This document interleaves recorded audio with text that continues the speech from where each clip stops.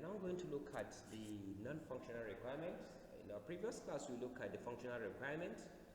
This non-functional requirement may be more critical than the functional requirement because if these are not met, the system is useless. So we are going to look at the process requirement may also be specified mandating a particular case system, programming language, or development methods.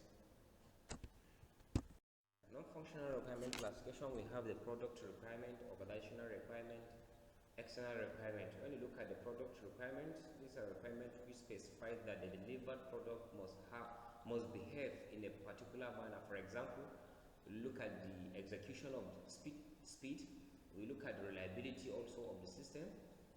If you look at the product requirement, how fast will the system be and how reliable? For example, if it's in terms of computational system, how fast can it compute for you?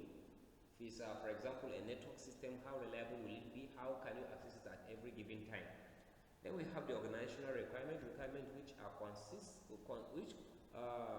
consequences of organizational policies and procedures.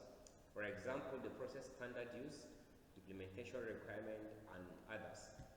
Then the external requirements, which requires requirements may be on arise from factors which are external to the system and its development processes. For example, the interpretability of the requirement, the legislative requirement, and others. We are going to look at the examples of non-functional requirement. We have the product requirement, that is, we have the organizational requirement also that we have looked at before. We also look at the external requirement. Let's look at the goals of non-functional requirements. Non-functional requirement may be difficult to state precisely, and imprecise requirement may be difficult to verify. The goals is a general intention of the user, such as the ease of use. That is the main goal, we can say. When you look at in terms of verifiable non-requirement, a statement using some measures that may be that can be objectively tested. Also, the goals are helpful to develop as they convey the intention of the system users. Example of the system goal. The system should be easy to use by the experience control and should be organized in a such way that user error are minimized. Also, when you look at the verifiable non-functional requirement, it also deals with the experience control shall be able to use all the system functions after a total of 2 hours training. After this training, the average number of errors made by experienced users should not exceed 2 per day. That is how you can find the example of that. As we said, the system goal and the verifiable non-system requirement. Let's look at this as requirements that we use to measure a system.